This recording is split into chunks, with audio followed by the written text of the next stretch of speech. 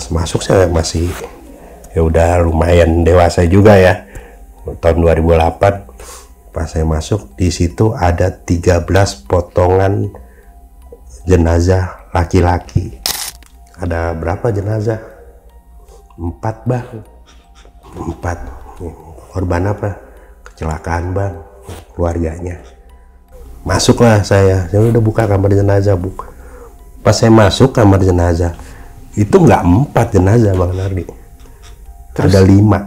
Ibu-ibu dimasukinnya dari mana? Lubang ventilasi kecil-kecil nggak mungkin bisa dimasukin manusia.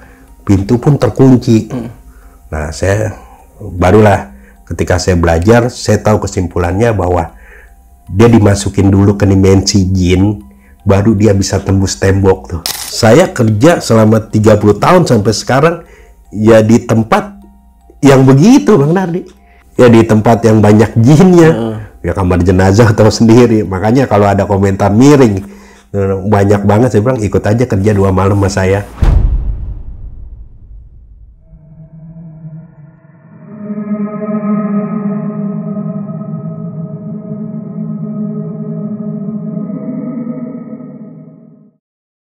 Halo Sobat Totem, balik lagi bersama gue Nardi di obrolan tengah malam. Semakin malam, makin seram.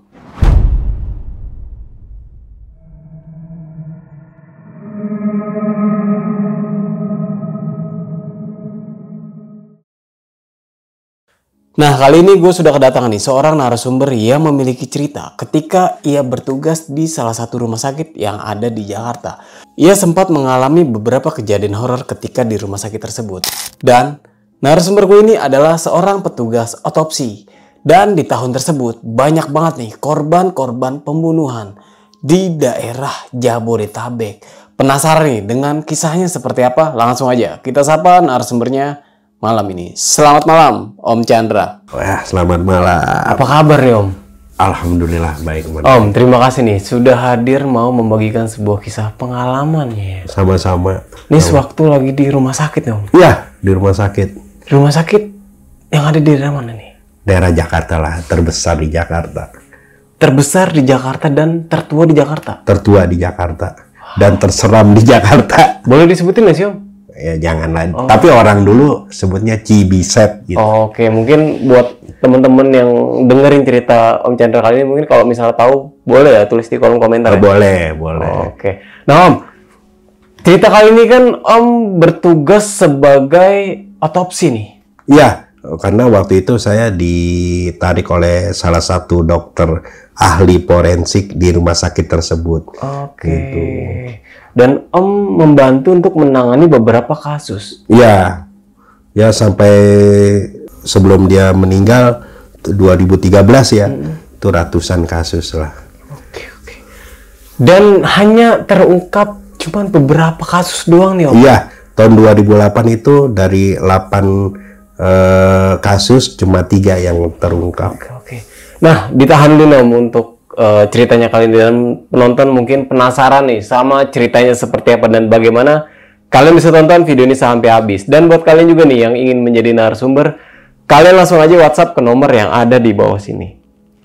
Jangan lupa kunjungi media sosial kita. Nanti semuanya gue taruh di deskripsi. Om Chandra, sudah siap? Siap. Obrolan tengah malam?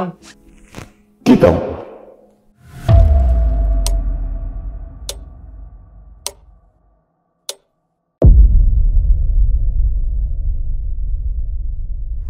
Oke, Om Chandra, gimana tuh awal ceritanya? Awal cerita ya? Ya awal cerita sih pada waktu itu ditugasin dari Pemda DKI ya, ditugasin di salah satu rumah sakit pemerintah yang ada di Jakarta, Bang Nardi. Oke. Di situ kerja masih mandiin, udah mandiin, lama-kelamaan ada salah satu dokter nih. Salah satu dokter yang ngelihat saya ketika saya kerja. Dia bilang, umur masih 20-an lah waktu itu. 20 tahun? Iya, 20-an lah. Dia bilang, berani ya kecil-kecil. Kecil-kecil maksudnya masih muda gitu kan. Akhirnya pas lagi duduk, waktu itu salah satu dokter bedah salah satu dokter bedah di rumah sakit tersebut, dia hobinya ngerokok mau ngopi. di sini kan kamar jenazah, tempat kerja saya, jalan sini tukang kopi itu tempat istirahat. Nah, di sampingnya lagi tuh salah satu fakultas terbesar tuh di Indonesia tuh, kopi ngerokok. Saya ditegur, kerja di rumah sakit tapi ngerokok gitu. Kata dokter tersebut, katanya boleh bicara nggak sebentar? Saya izin sama dokter ya bedah tersebut. Yang bilang, ya udah ngomong di sana. Ternyata saya ditarik ke tim forensik pada waktu itu. Tim forensik? Ya. Apa itu? Tim forensik itu salah satunya membantu aparat untuk mengidentifikasi masalah kematian atau pembunuhan apa segala macam gitu. Dari situ saya belajar tuh sama dia. Ini ketika orang ciri-cirinya meninggal dibunuh misalkan gitu, pakai benda tajam, benda tajamnya jenis apa gitu. Terus dibunuhnya dengan benda tumpul, benda tumpulnya jenis apa? Kayak ada balok, batu, atau besi. Nah, itu bisa kita identifikasikan. Dan banyak ilmu yang beliau turunkan sama saya. Beliau almarhum tahun 2013. Nah, salah satu kehilangan guru saya yang benar-benar berarti bagi saya kan dalam karir saya di perjenazahan. Nah, banyak kisah-kisah sama dia ya gitu untuk mengungkap kasus-kasus apa segala macam. Salah satunya pada waktu itu tahunnya mutilasi, Bang Nardi. Tahunnya mutilasi? Iya, tahun mutilasi itu tahun 2008. 2008 itu ada 8 kasus mutilasi dalam setahun ya.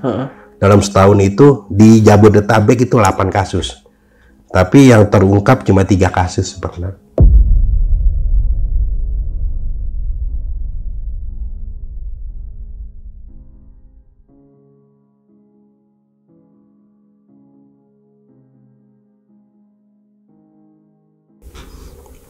Satu Atika, kedua RJ, ketiga Sri.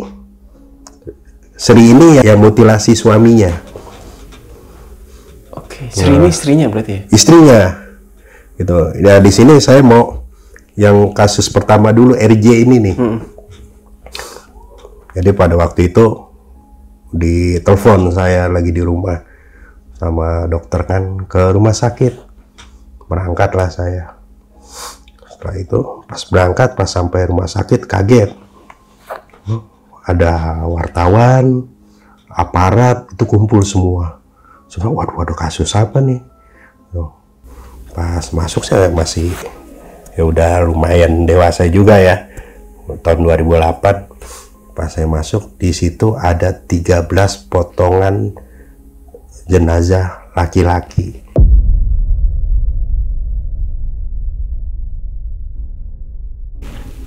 Maksudnya 13 potongan tubuh atau? 13 potongan tubuh. Gitu. Itu dimutilasi di daerah Jakarta Selatan. Mana di? Oke. Nah, setelah itu kita periksa kan sama dokter, kita identifikasi gitu. Otopsi itu ada 2. Ada internal, eksternal. Pertama eksternalnya dulu kan. Gitu. Eksternalnya kita lihat kayak alis misalkan nih, tuh alisnya dia laki-laki, korban nih laki-laki. Setelah itu alisnya nggak kayak laki-laki, Bang Nardi, itu rapih banget. Ya, alisnya rapi, kayak pakai pensil alis itu rapih tuh. Tapi dia kan terpotong segini ya, gitu. Itu di bagian mulutnya terdapat sayatan-sayatan. Besetan itu? Iya, sayatan-sayatan. Nah, di bagian bawahnya, mohon maaf, di bagian alat vitalnya itu rapi, nggak ada sehelai rambut pun. Dan juga di perutnya itu ada luka sobekan, dan itu luka sobekan itu tipis ya, itu menandakan bahwa dia dimutilasi itu dengan benda tajam tapi kecil, yaitu pisau dapur. Dan di pahanya agak membiru, potongannya tuh agak berbeda. Ternyata kita identifikasikan bahwa almarhum ini dimutilasi selagi dia hidup. Itu luar biasa tuh. Nah, berkat dari laporan tersebut, berkat dari data-data tersebut, kita laporkan ke aparat ya, bahwa kejadiannya janggal karena alisnya gini-gini. Kita simpulkan bahwa itu adalah orang yang berkelainan seksual, korbannya. Nah, maka dari itu pada waktu itu aparat kepolisian luar biasa kerjanya ya. Itu dia menyelidiki di kalangan, dalam tanda kutip ya, pelani gitu. Berapa hari kemudian tertangkaplah pelaku ini. Tertangkap berkat dari pengembangan satu jenazah dari Jakarta Selatan yang 13 potongan itu. Terungkaplah bahwa di daerah Jawa Timur, Jombang itu terdapat, kalau nggak salah 14 atau berapa jenazah yang ditanam di area rumahnya Bang Nardi. Orang-orang kenal lah pada waktu itu, kasusnya booming tuh. Iya. Ya, sebut nama inisialnya RJ aja. Kalau lagi tugas forensik itu otopsi nggak serem Bang Nardi. Tapi setelahnya, iya, ya pada umur itu saya masih muda ya, belum bisa menguasai keadaan diri saya tuh, kebayang mukanya apa segala macam, lukanya itu pasti. Mustahil, saya kan manusia biasa.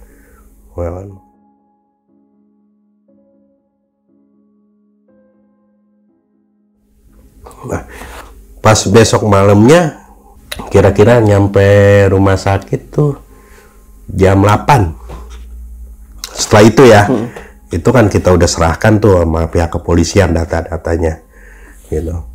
Jam 8 saya lagi duduk kopi, ngerokok sebelum hapus gitu kan. Terus saya nanya, ada berapa jenazah? 4 Bang. 4. Korban apa? Kecelakaan Bang, keluarganya.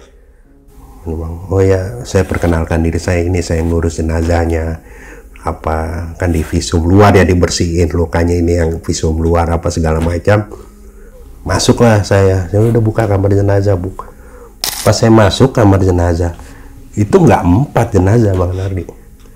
Terus? Ada 5. Dan itu yang 4 itu meninggal laki-laki semua ya. Itu yang satunya lagi tuh wanita. Pas saya perhatiin dari ini, saya lihatin masih napas Bang Nardi. Itu wanita masih napas. Kalau masih napas, saya deketin lagi kan. Saya deketin, oh iya, ini masih hidup nih. Saya nggak apa-apain, saya keluar lagi. Saya bilang sama penjaga kamar jenazah, jangan gila, katanya 4 lo ada 5 orang masih hidup tapi dimasukin ke kamar jenazah. Petugas kamar jenazah bilang saya nggak masukin orang lagi. Saya kalau nggak cek lah, saya bilang. Kalau nggak percaya cek. Yang bener Bang, cek aja. Ya, ikutkan tuh mereka. Pas lihat, oh iya Bang. Dari mana masuknya tuh ibu-ibu? Udah bangunin. Bu, cuman begini doang Bang Nardi. Ngeliat terus ngeliat jenazah pingsan. Akhirnya dibawa ke ruang perawatan ya, karena dia pingsan gitu. Dibawa ke ruang perawatan. Ya udah siuman lah.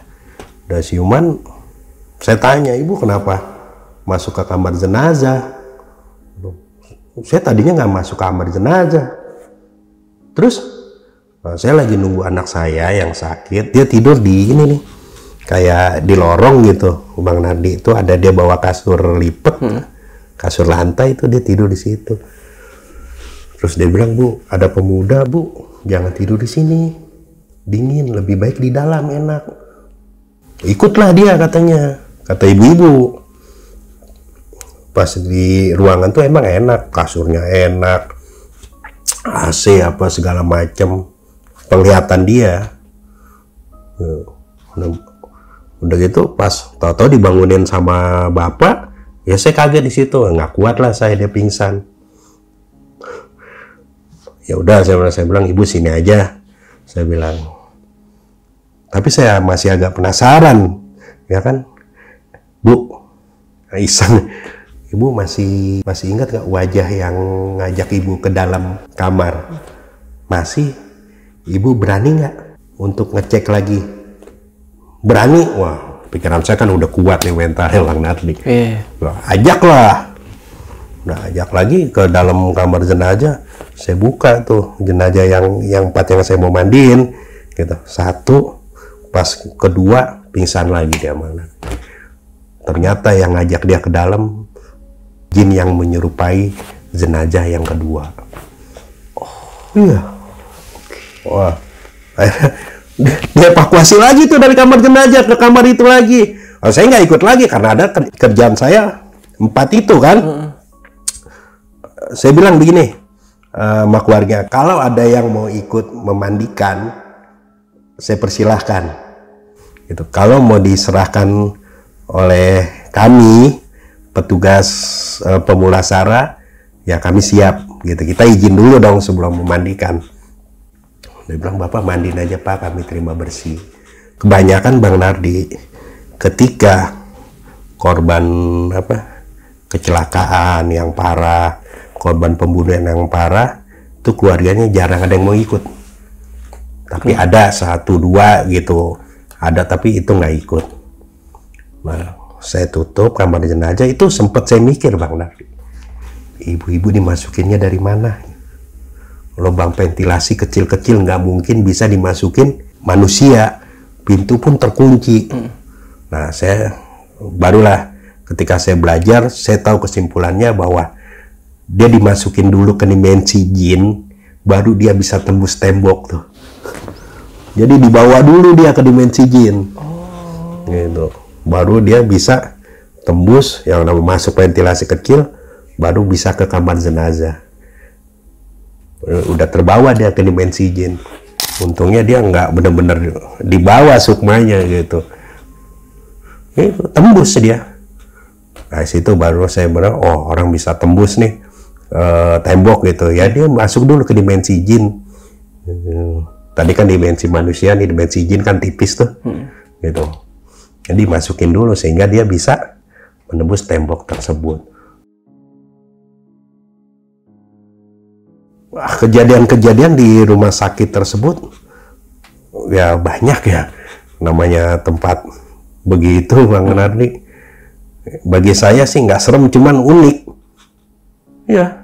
Kenapa? Unik aja bagi saya, kok jin-jin iseng-iseng di tempat begini gitu ya. Karena di situ kan satu lagi banyak makanan dia, makanan dia kayak darah ya, sari darah tuh, tulang sumsum apa segala macam, itu makanan jin. Makanya kan kalau orang lagi head kan banyak diganggu tuh Bang Nardi kan. Ya itu. Ya selepas kasus itu ada lagi nih, kalau itu penunggu Bang Nardi. Gimana? Ya di situ jadi kalau di banyak lah di rumah sakit lain juga jin yang menjelma menjadi sosok suster tuh banyak. Saya pernah ketemu sekali, tapi bentuknya manusia di rumah sakit tersebut.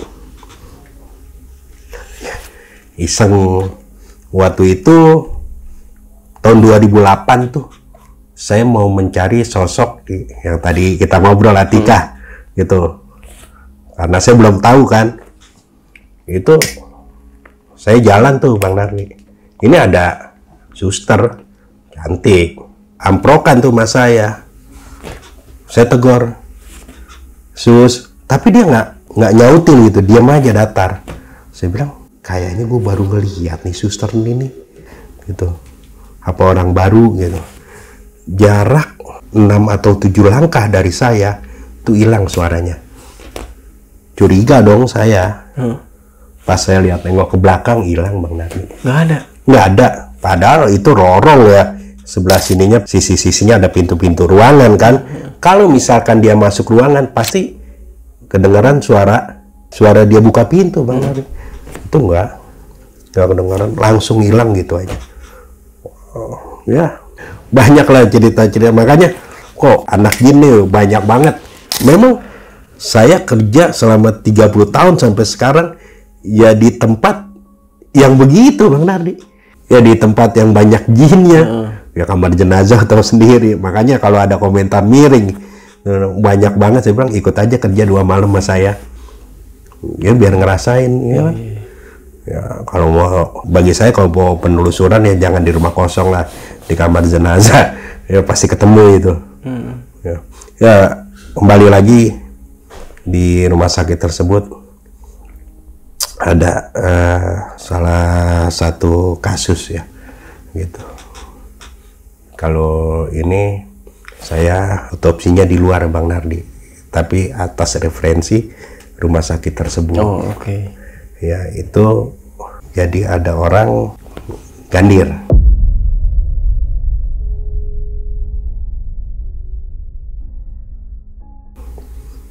Di Jakarta Selatan. Oke. Nah, gandirnya itu di kebun.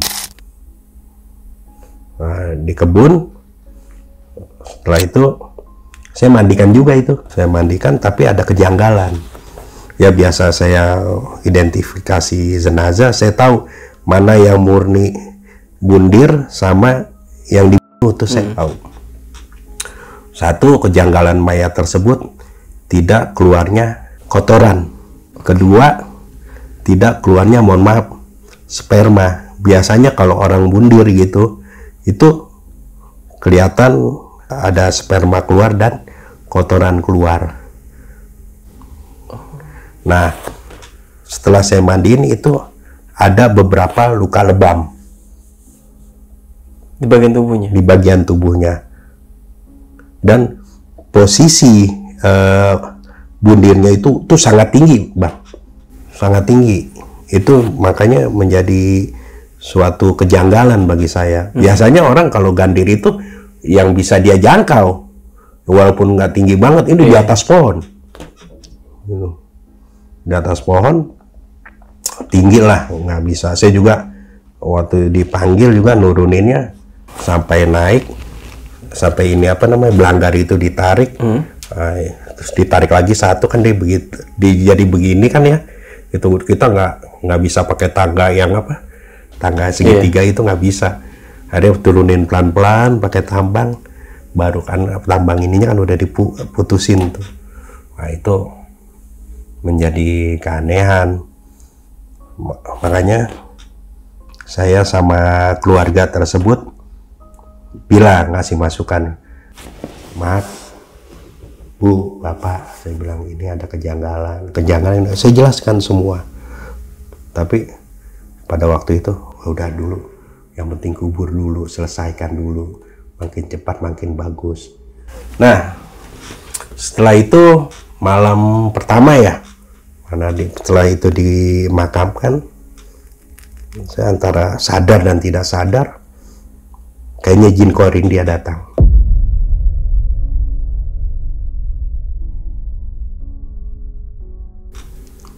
Maksudnya gimana?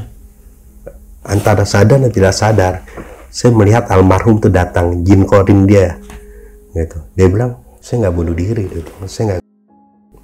Udah gitu hilang. Masih mikir lagi.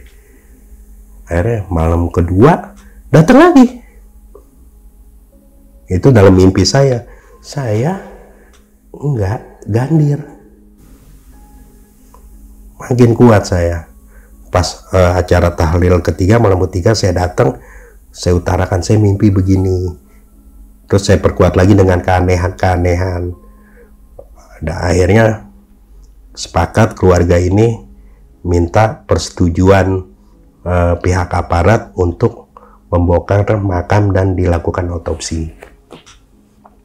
Setelah mendapat persetujuan dari aparat kepolisian itu untuk dibongkar lagi makamnya dan diotopsi, dan memang itu adalah dibunuh.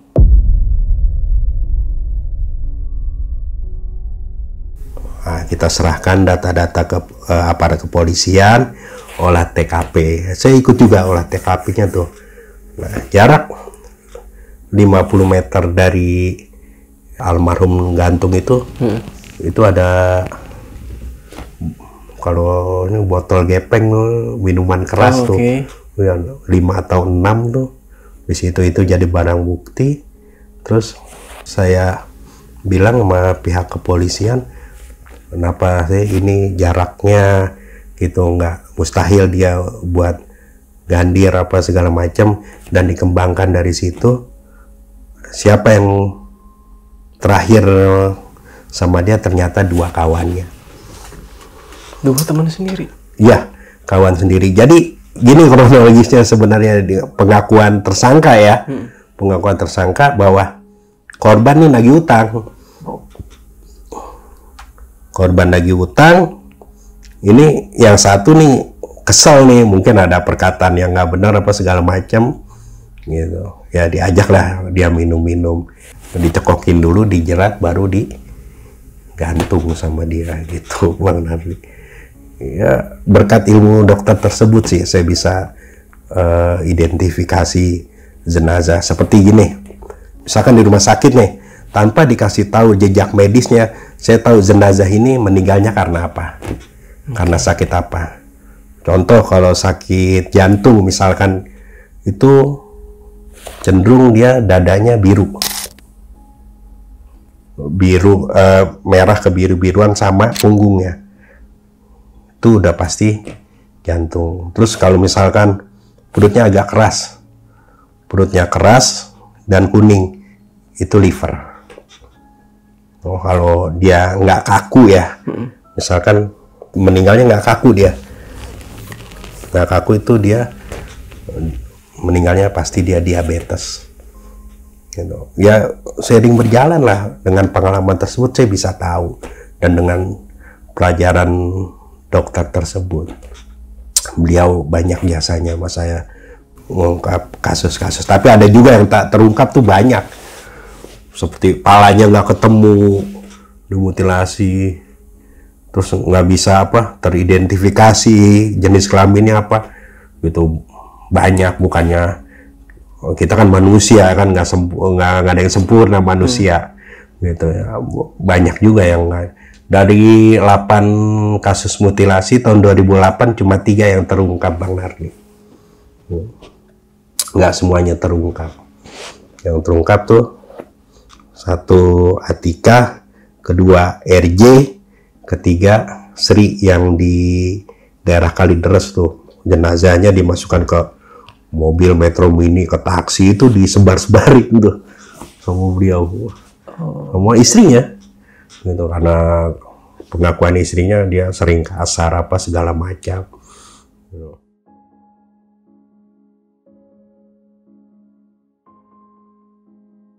Ya selepas dari Sri ya tadi, banyak sih Bang Nardi kasus-kasus kayak diracun apa segala macam. Salah satu aktivis juga ada, sempat saya bukan nangani itu mah, saya sempat kasih masukan ke dokter, ini loh analisa saya gitu. Dan juga ada juga dari pensiunan aparat pada waktu itu. Nah itu meninggalnya dia nggak ketahuan ya, tahu-tahu udah busuk, agak pecah jenazahnya. Dan saya lihat itu, saya identifikasikan bahwa dia itu diracun. Jadi kalau jenazah diracun itu, dia ada bintik-bintik kayak darahnya di jantung. Bintik-bintik darah itu 40% di jantung dan di otak. Itu saya pastikan bahwa itu jenazahnya diracun. Tapi beda racunnya dengan kasus aktivis tersebut tuh. Kasus aktivis tersebut mah racunnya bener-bener udah profesional tuh mah. Nggak bisa dilihat mata telanjang tuh, nggak bisa. Tapi itu yang pensiunan aparat itu tuh kelihatan jelas sama saya. Dia bilang anaknya gini, jadi gimana nih Pak? Dia bilang, teman-temannya kan junior-juniornya masih ada di situ. Ya saya bilang, ya udah diusut aja. Akhirnya diusut lah. Ternyata yang kasih racun nih sesama pensiunan, Bang Nardi. Iya, sama pensiunan. Ya, karena ada perkataan yang nggak enak, ya gitulah. Ya, makanya sampai sekarang saya jaga-jaga tuh sama orang. Jangan sampai perkataan saya menyakiti hati seseorang, ya, jadi bola api ke kita tuh. Oh, ya, sekelumit itu. Nggak selalu saya memegang jenazah ada kisah mistisnya, enggak. Setiap megang jenazah mistis tidak merasa gila juga saya. Iya. Oh ya kan. Oke nih, Om. Ini kan Om Chandra waktu di rumah sakit tersebut membantu tuh menyelesaikan beberapa kasus ya. Iya. Yang maksudnya belum terungkap gitu kan, Iya. dengan kematian yang tidak wajar. Iya. Nah, Om, saya penasaran nih sama kasusnya si Sri. Iya. Nah, itu gimana tuh? Nah, Kenapa dia bisa melakukan hal seperti itu? kasus Sri itu bahwa suaminya dia KDRT terus, Bang Nardi. Jadi dia pas ketika dia tidur itu langsung dimutilasi sama dia. Jadi Sri itu naruh potongan badannya dia terpisah gitu, misalnya di bis.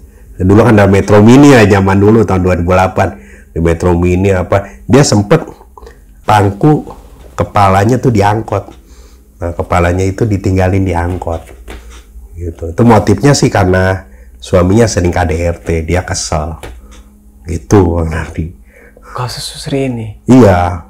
Oke. Ya, 3 yang terungkap tuh, RJ, Atika, dan Sri.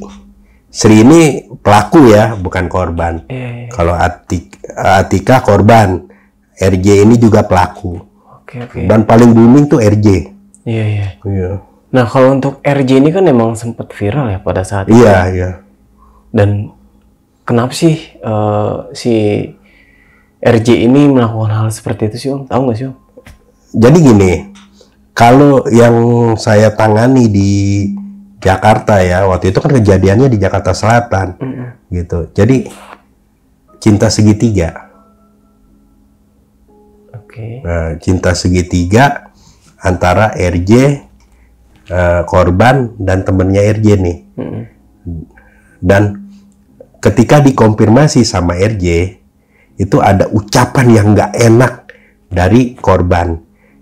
Kenapa saya ambil kesimpulan gitu? Bahwa banyak sayatan pas di mulutnya, di bibirnya. Berarti kan tandanya dia kesel sama mulutnya itu dicacak ya, kalau itu dicacak-cacak gitu. Itu dalam keadaan hidup, Bang Nardi. Beda ketika dimutilasi dalam keadaan meninggal dan mutilasi keadaan hidup tuh beda jenazah. Gimana tuh? Ada tanda-tandanya, Bang Nardi. Kalau misalkan dijelasin di sini agak sulit, kalau kita lihat baru. Oke. Itu bisa diidentifikasi bahwa ini mutilasinya dalam keadaan hidup dan ini mutilasinya ketika dia sudah meninggal. Kebanyakan nggak sesadis RJ pelaku mutilasi. Lu baru dimutilasi. Ini langsung. Jadi nggak di keadaan hidup dia dipotong-potong. Itu luar biasa RJ. Ya, dia hukuman mati sih RJ itu. Sampai belasan korban di rumahnya dia itu dipendem. Berangkat dari kasus pertama dia terbongkar. Itu. Nah, ini kan dia maksudnya beberapa orang lah ya, bisa dibilang ya. Belasan. Iya, belasan orang lah ya. Nah, itu cuman karena sakit hati atau gimana? Ya, mungkin bagi saya dia kepribadiannya ganda ya. Dilihat dari kondisi jenazah yang dia bunuh gitu kan. Bisa dikategorikan psikopat juga dia. Ketika hatinya tersenggol sedikit, pokoknya lu gua habisin. Padahal dia kalau sekarang dikatakan kaum LGBT. Si RJ ini ya. RJ. Ya. Nah, Om, kembali lagi ke rumah sakit Om. Om kan waktu itu masuk ke rumah sakit ini di umur 20 tahun. Ya. Nah, itu pada saat itu rumah sakit tersebut itu kayak gimana? Kan rumah sakit ini bisa dibilang terkenal di Jakarta ini. Iya, iya. Dan rumah sakit terlama nih. Iya, rumah sakit tua. Nah, gimana tuh Om? Ya, kondisinya waktu itu ketika saya nyampe di situ saya agak ngegeder juga. Hati gitu, Bang Nardi kan bangunannya begini. So waktu itu baru beberapa kali ya ke rumah sakit itu ya. Gitu karena saya di suatu badan di Pemda saya ditugasin di situ. Waduh. Pokoknya kamar jenazah nggak sebagus yang sekarang, Bang Nardi. Itu masih di bawah kamar jenazahnya. Kadang kalau banyak jenazah pada waktu itu di lorong-lorong, Bang Nardi, ditaruhnya jenazahnya. Kalau nggak ketampung ya, pokoknya kata anak-anak zaman now creepy lah. Iya. Gitu. Ada banyak lah. Ketika dia nungguin pasien, terus kita kan sering ngobrol kan, saya sering istirahat di kantin gitu kan, di warung-warung. Jadi ini kamar jenazah, ini jalan situ tempat ngopi tuh banyak yang aku saya ngelihat ini katanya di situ ya. Dan kejadian aneh juga yang saya temui ya di situ di kantin itu, Bang Nardi, yang masalah mutilasi cewek itu. Di situ saya ketemunya, tapi sekarang enak lah kamar jenazahnya. Udah beda lah ya. Udah beda. Oke. Nah, Om Chandra, tentang kasus Atika nih, itu kan menjadi korban ya. Iya. Nah, Om Chandra kan waktu itu udah pernah menceritakan di beberapa channel. Iya. Tentang kasus Atika ini.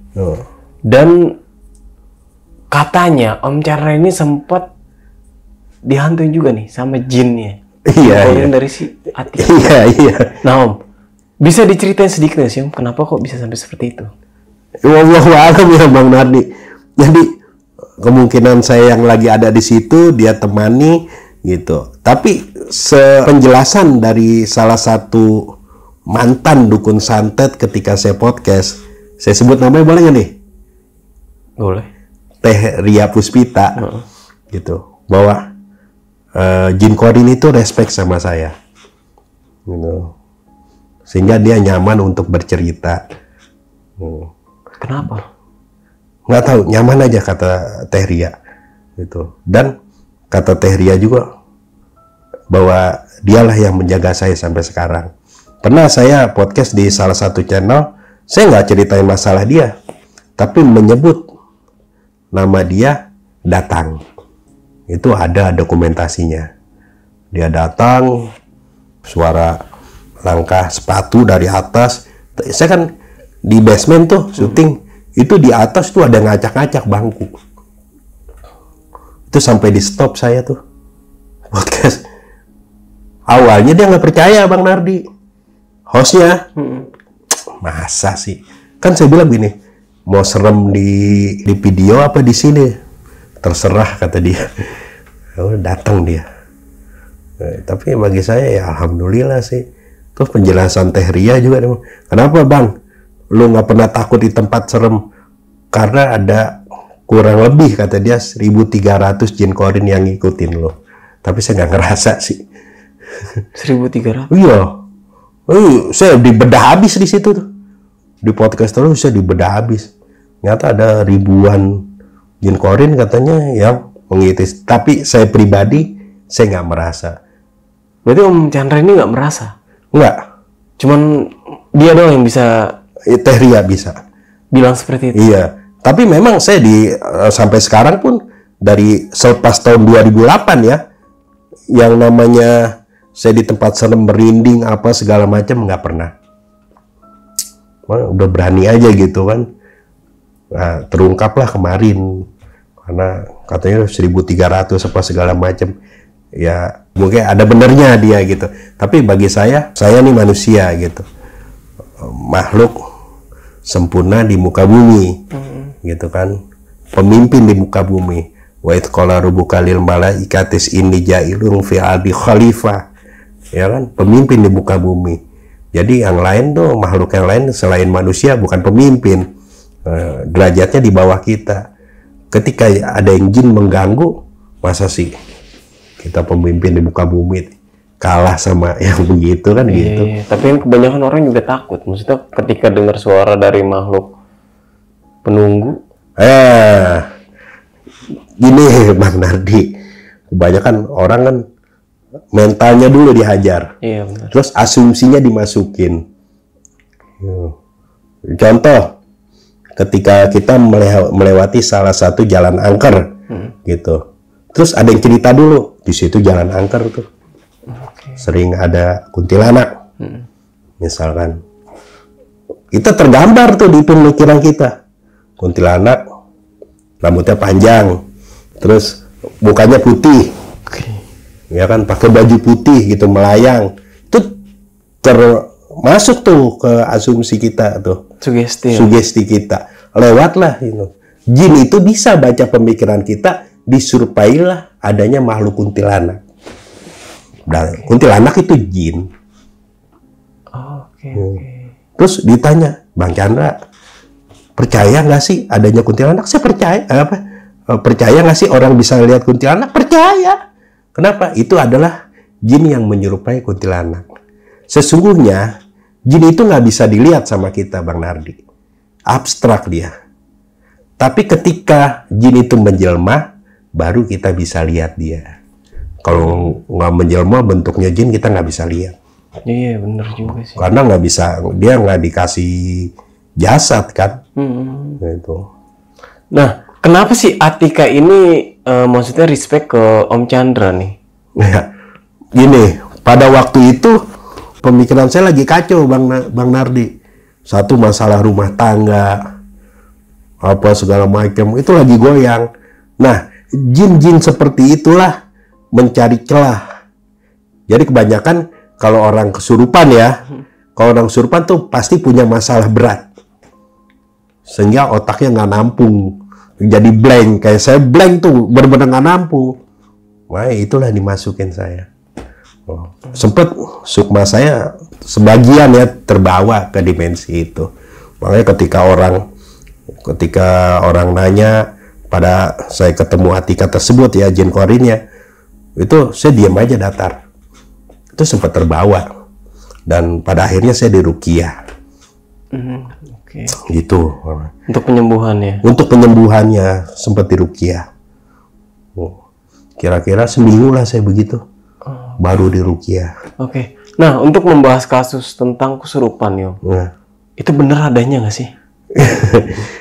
Emang lucu juga. Ada kesurupan ini, bagi saya 100 banding 1 lah. Kesurupan ini? Iya, 100 yang bohong, 1 yang bener.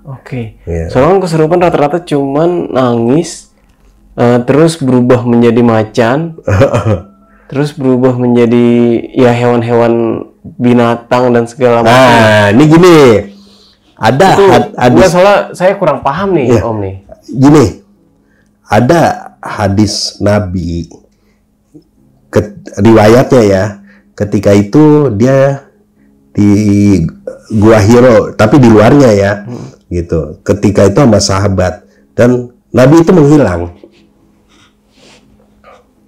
Nabi itu menghilang, kata sahabat, dicari para sahabat. Lalu kemana nih Nabi?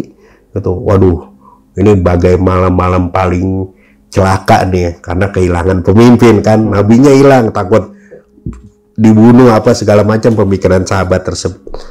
Setelah menjelang subuh datang Nabi dari samping Gua Hiro. Itu, wah seneng tuh sahabat. Terus ditanya kemana aja, itu kasarnya ya.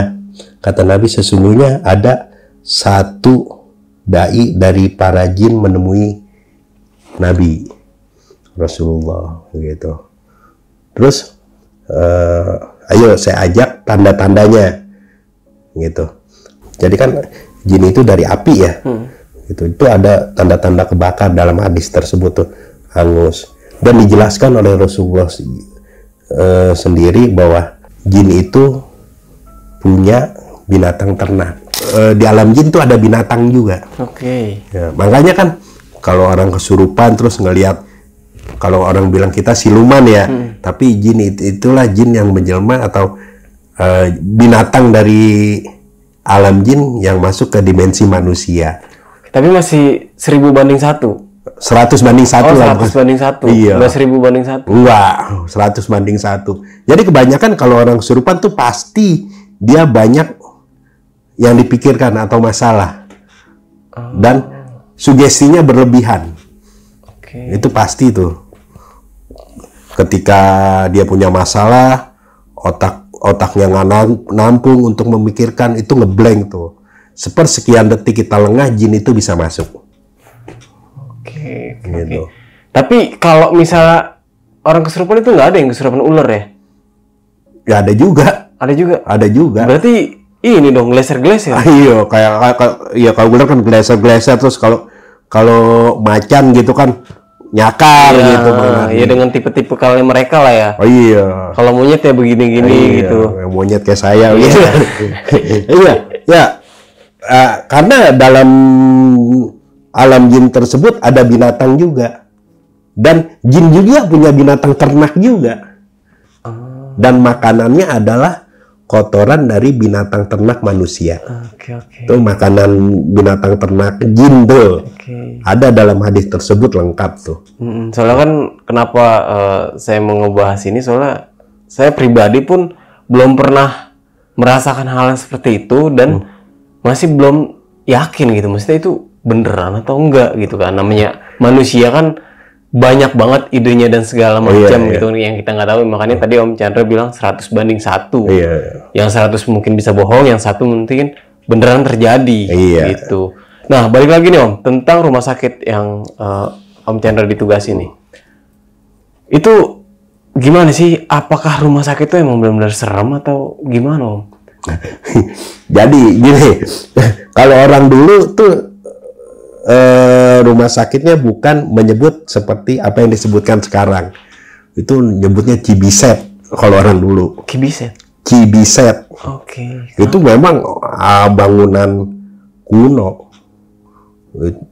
Dan memang terkenal, angkernya terkenal. Tapi kalau balik lagi ke sugesti enggak sih? Pastilah. Misalkan nih, saya gini nih, saya lagi memandikan jenazah, ya kan? Kalau saya memandikan jenazah, ada suatu benda, misalkan sikat gitu, saya taruh di itu. Takut kalau ada tikus apa dulu tuh saya sambit tuh Bang Nardi. Bunyi, waktu itu ada tikus, saya sambit bunyi tuh di lemari pendingin jenazah. Wah, di depan kamar jenazah tuh ada yang teriak Bang Nardi, ibu-ibu. Kepala saya nongol dari dalam kamar jenazah. Wah, saya mau lihat kan, ada apa Bu? Lari ibu-ibu. Padahal itu Om Chandra. Iya, dikiranya saya setan. Nah itu dia masuk asumsi sugesti dulu, gue lewat kamar mayat, sesuatu yang nongol dari kamar mayat pasti setan gitu. Makanya manusia pun saya disangka setan. Soalnya dengar kata dengan kamar mayat pun udah ngeri. Gitu kan. Makanya saya seperti banyak sekarang ya lagi booming juga kan, kayak penelusuran apa segala macam. Ya kadangkala makhluk jin itu menunjukkan, membuktikan, oh gue ada loh, gitu. Makanya sering ada yang ketangkap kamera, ada yang kedengaran suaranya, itu benar. Gitu. Jadi mereka cuma ingin menunjukkan bahwa dirinya itu ada, gitu, maksudnya. Itu aja. Dan ingat, jin itu tidak bisa membunuh manusia, tapi manusia bisa membunuh jin gitu. Oke. Itu ada dalilnya, ada hadisnya juga. Yang salah satunya sahabat Nabi yang berhasil membunuh jin yang namanya Uzza itu Khalid bin Walid. Yang membunuh jin. Membunuh jin. Nah, itu kan sahabat Nabi. Kan ada yang balik tanya gitu. Sahabat Nabi fitrahnya manusia bukan? Manusia. Itu. Om, berarti kan kalau misalnya penonton bilang nih, Om Chandra banyak nih di beberapa channel nih. Apakah sebanyak itu cerita Om Chandra yang belum diceritakan?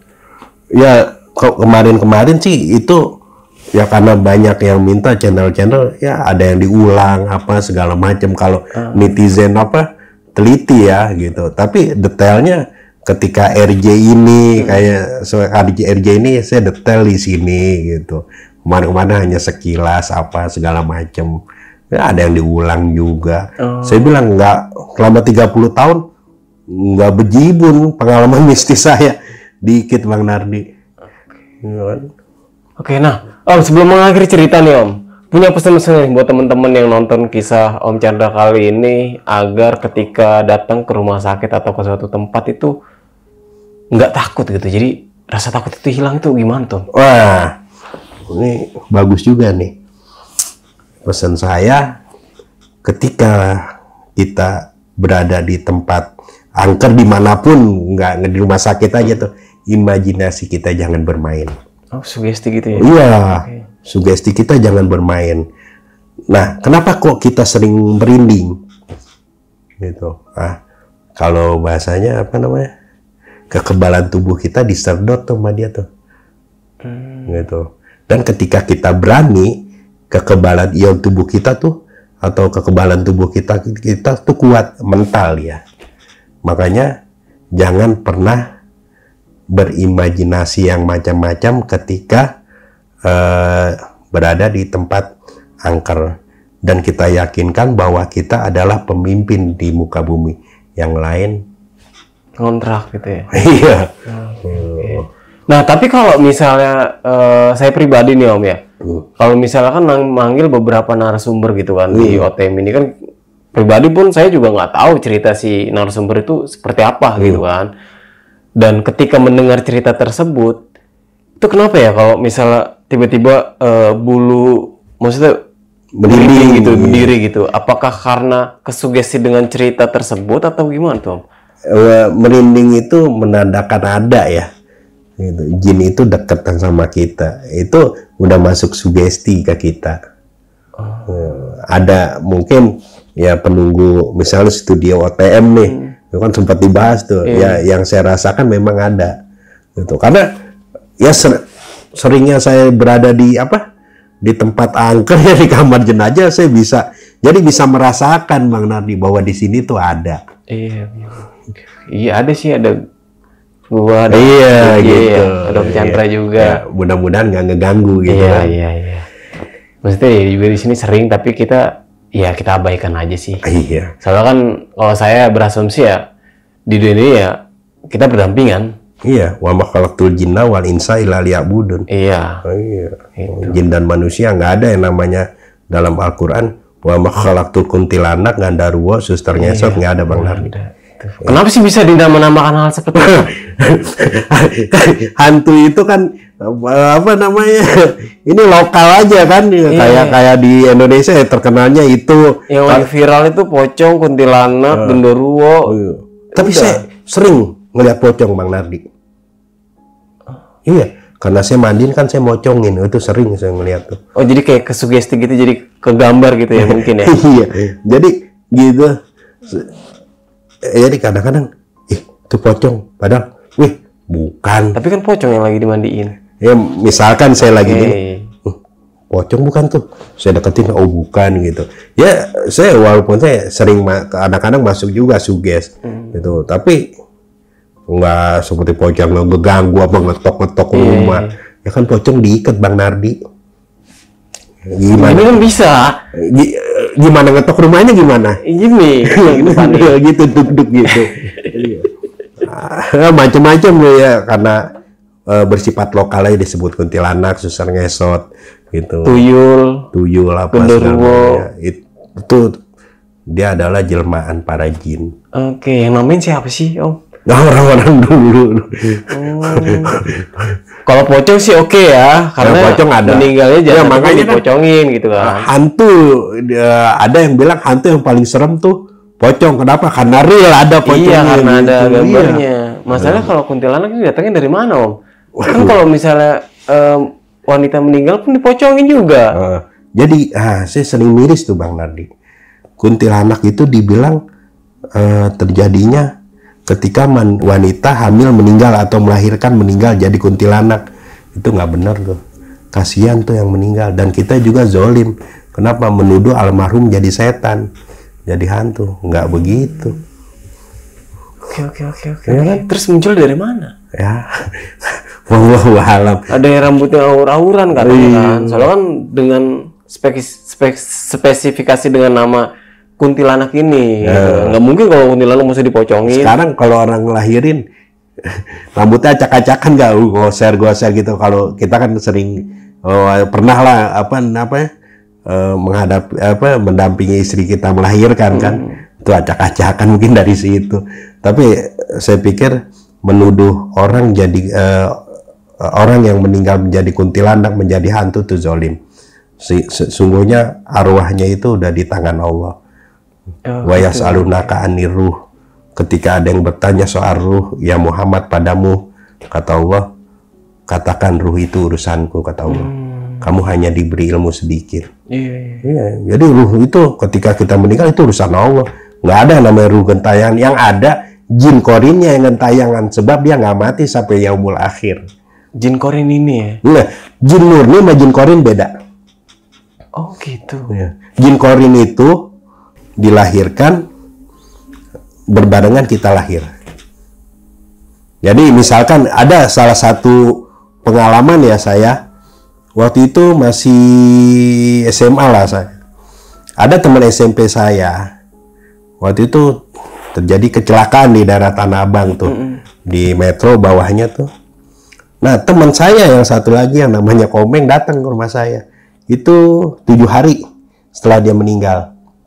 Datang, Chan, Assalamualaikum Chan, lu Meng. Iya nih, ngobrol-ngobrol. Ada apaan? Gue mau mulangin helm sama sebutnya si Mamang gitu. Mau helm. Kapan ngasihnya? Kemarin malam katanya dia nitipin, suruh bawain ke rumahnya. Bingung kan? Oke. Nah, saya nggak banyak ngomong. Wah, ini nih saya bilang kacau nih. Saya ajaklah ke rumahnya. Setelah saya ajak ke rumahnya, ketemu ibunya, cerita, dikasih tahu bahwa Mamang ini meninggal sudah 7 hari. Dia nggak percaya. Semalam ke rumah saya, Bu. Kata. Itulah bentuk jin korin. Seolah-olah dia nggak mau ngasih tahu bahwa lu nggak tahu lu belum meninggal. Iya, ingin menyampaikan ya jin korin. Biar lu tahu meninggal ya, lu ke rumah gue gitu. Oke. Iya sih benar-benar nih. Waktu itu sempat terjadi juga sih. Iya. Sama saya waktu itu juga pernah dapat ceritanya kayak gini. Jadi dia pengen benar-benar menyelesaikan. Jadi jin korinnya ini yang menyelesaikan untuk atau menyampaikan pesan ya ke seseorang ya. Yang lucu lagi, jin korinnya ini berupa suara. Itu lucu tuh.